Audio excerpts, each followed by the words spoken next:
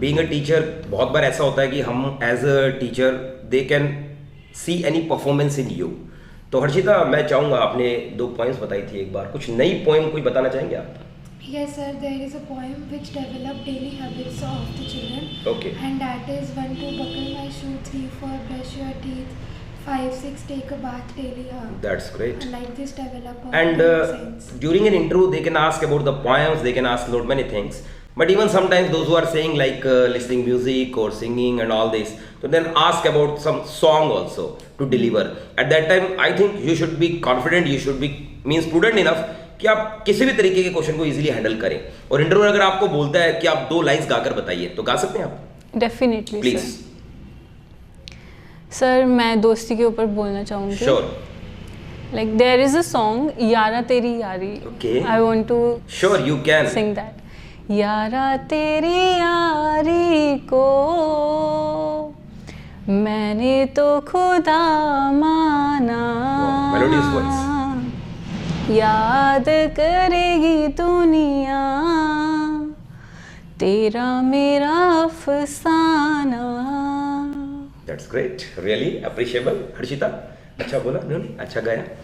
चलिए भाई, नेक्स्ट मैं खुशबू से पूछना चाहूँगा। खुशबू, कई बार बच्चे ऐसे होते हैं क्लास में जो बच्चे खुद भी नहीं पढ़ते और दूसरों को भी डिस्टर्ब करते हैं। अब आप उन बच्चों को आइसोलेट तो कर नहीं सकते, तो ऐसे बच्चे पे आप कंट्रोल कैसे करेंगे? सर, मैं पहले तो उनको समझाने की कोशिश करूंगी। बिल्कुल। और अगर फिर भी वो नहीं समझते हैं तो जैसा कि कहते हैं कोई चीज़ अगर नहीं हो रही है तो उसको ढीला छोड़ दो थोड़े टाइम के लिए, तो वो अपने आप सही हो जाती है। तो मैं उनको एक बार अवॉइड करना स्टार्ट करूंगी, देखूंगी कि वो कैसे रिएक्ट करते हैं, then I will act accordingly. और आपकी क्या राय है इसके अंदर? फिर मैं आपको बेस्ट आंसर देता हूँ इसका। Sir same.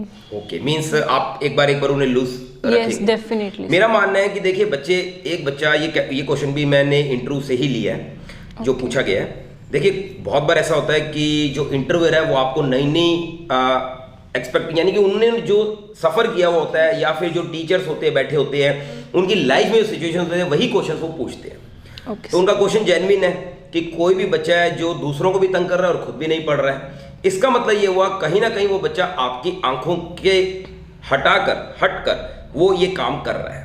तो इसका मतलब क्या हुआ? वो है तो इन 40 बच्चों में से, 50 बच्चों में से, मगर इन 40 में से आपको नहीं पता लग रहा है कि वो बच्चा कौन सा है। और आपको पता भी लग रहा है मगर उस समय नहीं पता लग रहा है जब वो सच में तंग कर रहा है किसी बच्चे को, तभी तो ऐसा हो रहा है क्लास में। तो आपका फर्ज क्या है? Sitting arrangement is the best possible point here.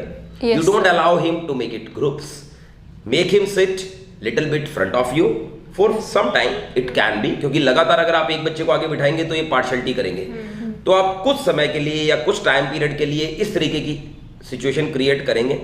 Obvious है वो आपकी नज़रों में रहेगा बच्चा और वो इस तरीके की गलती नहीं करेगा। ओके, चलिए मान लीजिए कि आप किसी ऐसी जगह पर जाते हैं जहां पर लोगों को हिंदी नहीं आती है और आपको हिंदी बहुत अच्छे से आती है, तो आप सर्वाइव कैसे करोगे वहां पे? Yes sir, first of all technologies बहुत ज़्यादा बढ़ गई हैं। बिल्कुल। और आजकल ट्रांसलेटर्स होते हैं, बट हमारा फर्स्ट स्टेप ये रहता है कि हम इंग्लिश ज़रूर सीखें क्योंकि इंटरनेशनल लैंग्वेज है।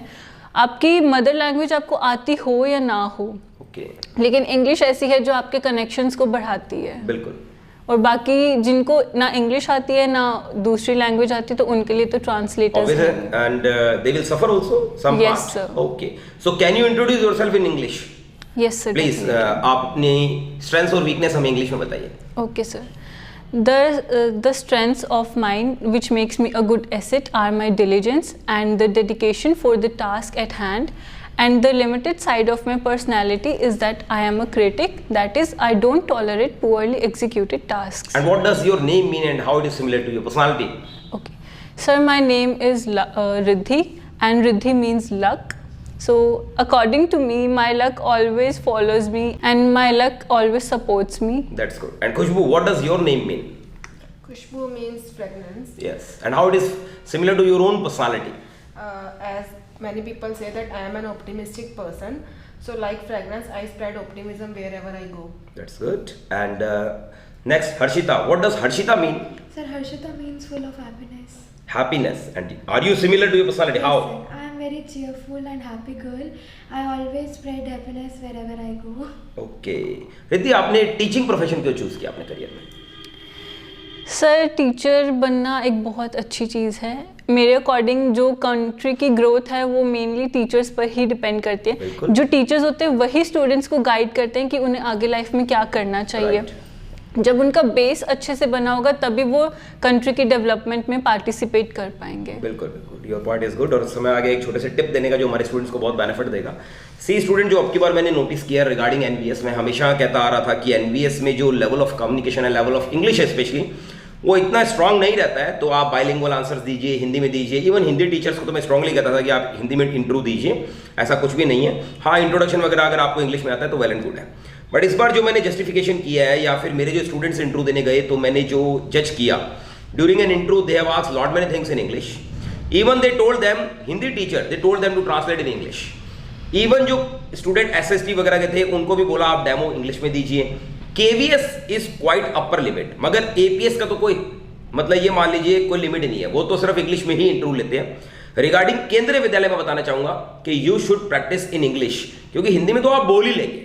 बट सपोज इंटरव्यूअर आपको बोलते हैं कि please give your demo in English, at that time आप ये नहीं कह सकते सर मैं अपना डेमो हिंदी में बनाकर आया हूं, सर मैं अपनी पोएम हिंदी में बनाकर आया हूं। It is not possible. उस समय आपके पास समय भी नहीं होगा अपने आप को डेवलप करने का। तो आपका फर्ज है अकॉर्डिंग टू द सिनेरियो, जो अब जो चेंज आ रहा है तो उसके अकॉर्डिंग आप अपनी कम्युनिकेशन, और जिस तरीके से रिद्धि ने भी अच्छे पॉइंट्स बताए इंग्लिश पर कि it's demand of our second language of world. Yes, sir. तो I believe English is quite important, और work upon that language, that will be fruitful to you. तो ये छोटा सा टिप लीजिए दोस्तों, आपको जरूर बेनिफिट होगा। We are thankful to both of you for making this mock sessions. Thank you sir.